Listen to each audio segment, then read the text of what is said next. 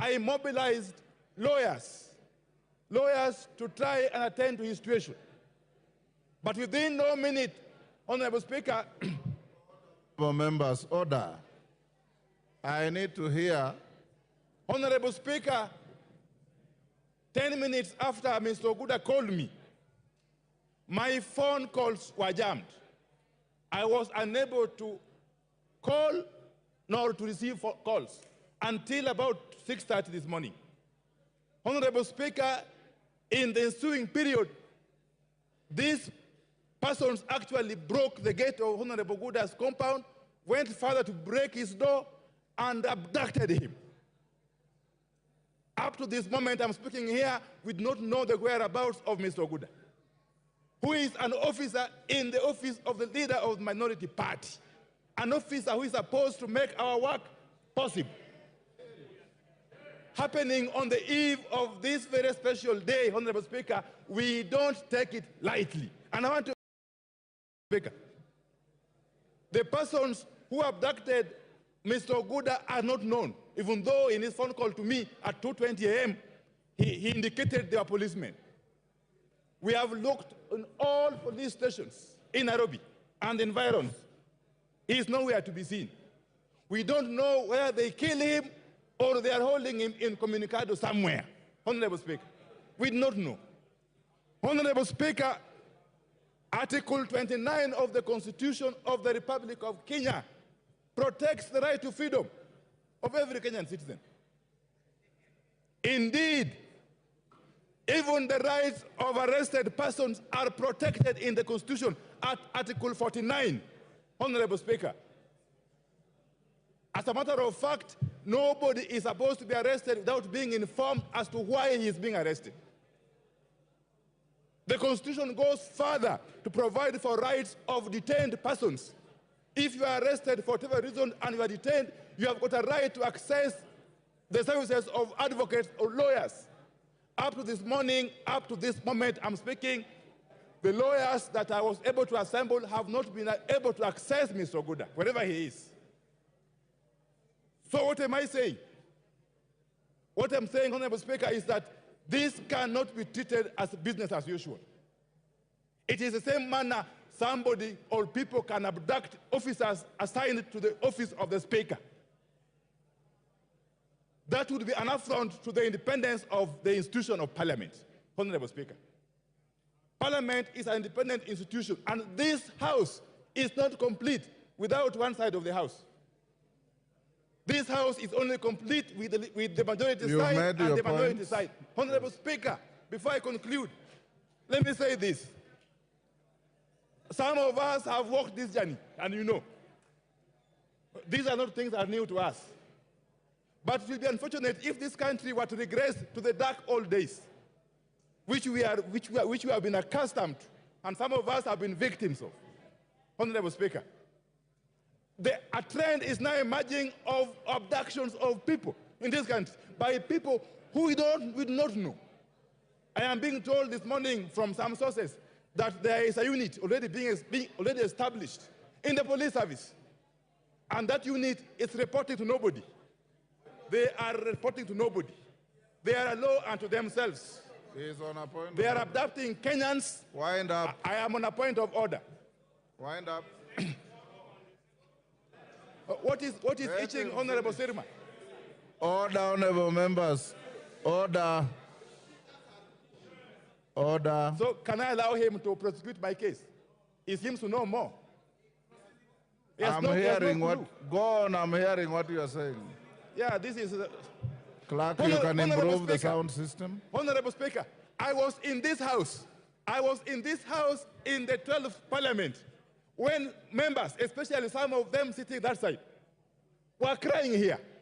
Were crying here over these abductions. I can tell you, Honorable Speaker, the shoe could be on the other side of the foot. But these are the same things, Honorable Speaker. What is good for the goose must certainly be good for the gander. I can tell you. And therefore, will I be right, Honorable Speaker, to request you that before we proceed, you use your powers under the Constitution to compel whoever has abducted the officer in the office of the leader of minority to be produced before we can proceed. Otherwise, this House will continue to be under siege, and we cannot operate under intimidation. Personally, you can't intimidate You've made a point. Thank you. Minority Leader, you've made your point. Give him 1 minute to conclude. You are now not complaining, you are making a speech. If anybody thought that they can intimidate members of parliament, let me assure them, at least personally, I can never be intimidated. You will never intimidate me. You've made your point, Wandai. And therefore, I demand, on behalf of my coalition, that extra the material that's is unnecessary. Released, or at the very worst, taken to court and charged with no offenses he has committed. Thank you. Thank you. Majority Leader? No. Order, Honorable. Thank you, Honorable Speaker. Honorable Speaker, I think the issue being raised by the Minority Leader is an important matter that we should deal with, and that is, Honorable Speaker, I was pleading with my colleagues here to allow the leader to make his point. Because this is a house where we should all conduct ourselves with some decorum, so that the leader makes his point. Because as he says, today could be an officer serving in his office. Tomorrow, it could be an officer serving in the office of the Honorable Rindikiri or the Honorable Kimani Ichungwa. Therefore, Honorable Speaker, none of us, Honorable Speaker, if you can protect me from the likes of Honorable Kagombe, Karemba, and Kawanjiko, who are all up on their feet. Order. Order, Honorable Karemba. Take your seat. Honorable Speaker, I was saying none of us in this House would tolerate that kind of conduct that the leader of minority has said. But, Honorable Speaker, I'll be cautious to use words like abductions or kidnap. Honorable Speaker, all that probably I could commit is to check first with the Inspector General of Police whether the police are holding the said officer, and also to investigate what would have happened, who these particular people are, because even when I listened to the Honorable Opiya, even him, it's not clear to him whether these were policemen or otherwise. But, Honorable Speaker, let me say this, that when this administration took over the reins of leadership in this country, Honorable Speaker, none other than President William Ruto committed that the days of finding Kenyans being abducted and killed and their bodies dumped in River Yala or River Tana, we are beyond those days. And I want to assure you and assure the country that that shall never happen in this country.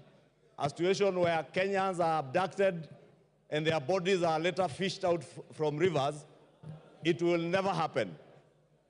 And that is, Honorable Speaker, not also to say that if it were the police, Honorable Speaker, not just officers of the Parliamentary Service Commission serving in our offices, even ourselves as members of Parliament. And I'm sure there are many, even on this side of the coalition, who have fallen victim of arrests, justifiably by the police. And when the police arrest you, they will book you into an OB, lock you in a known police station, and you'll be produced in court or released if they have no reasons to charge you, Honorable Speaker. Therefore, let us also not create the impression that those of us working in Parliament or are parliamentarians, we are immune to the law. None of us is immune to the law. And we should all and must all be treated equally under the law. Whether we are members of Parliament, whether I am the leader of majority, whether the Honorable Opiya is the leader of minority, if myself and the Honorable Opiya run into problems with the law will take its course.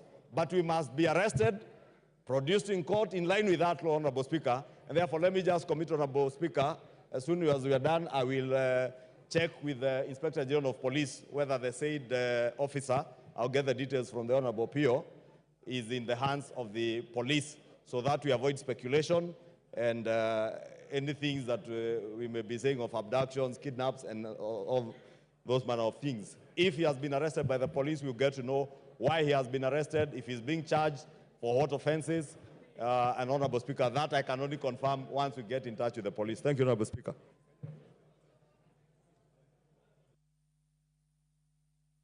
Order, honorable members. Order. Order, honorable members. I have heard what the minority leader has said. In the context of the Constitution and the law, he's right. And I've heard what the majority leader has responded. I am not privy to any of those facts. You know that you have immunity as members of parliament. Nobody can arrest you or serve you with any court processes within the precincts of parliament. Your staff will be protected under my watch. We will not protect those who break the law, obviously, because even as members of parliament, we are not above the law. If you commit any crime out there, the Speaker can only wish you well. But if they come to arrest you in Parliament, the Speaker will stop it. I will direct the majority leader to get in touch with the IG and find out about the officer working in the minority leader's office and report back to me within the next 1-2 hours. And Honorable Wandai, I'll be able to communicate. Thank you.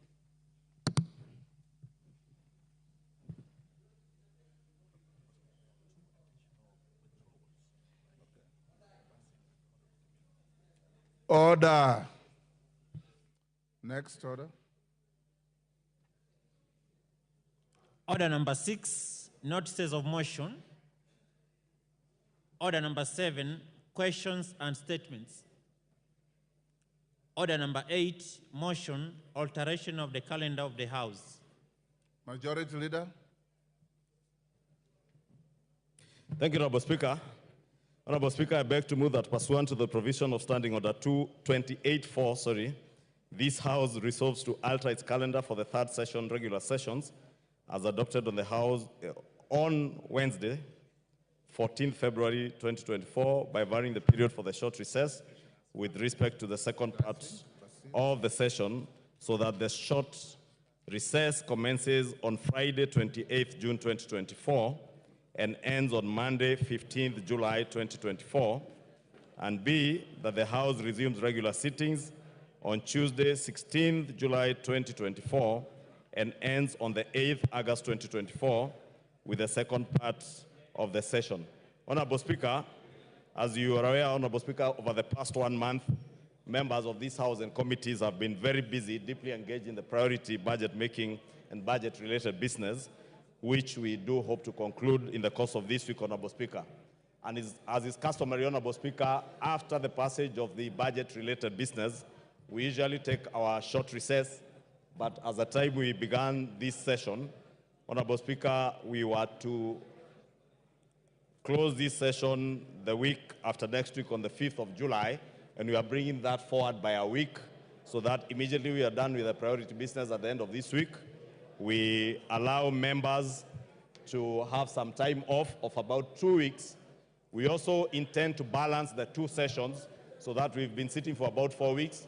We take a 2 weeks break, then we will resume for another 4 weeks, as we've always done, Honorable Speaker, so that before we take the long recess in August. Honorable Speaker, this time, this short recess will allow many of our members, as you are aware, Honorable Speaker, with the budget-related business, our CDF kitty has been enhanced by almost 30 million shillings, and therefore members will be required to go back and participate in the public participation of their NGCDF proposals. So this period offers you that opportunity to go and conduct public participation in your constituencies for the 2024-2025 financial year and NGCDF proposals. Honorable Speaker, is important because I just consulted with the chair of NGCDF, the Honorable Musa Sirma, who tells me immediately after the short recess, we should cause our NGCDF committees to start submitting their proposals in readiness for the next financial disbursements. Therefore, Honorable Speaker, members, we also have an opportunity not only to spend a bit of time over those 2 weeks with their constituents and families, but also to prepare for the next session, which will also be very vigorous the next 4 weeks after we resume. Honorable Speaker, I don't think there's anything much more to add, and I want to beg to move and request the leader of minority to second the motion for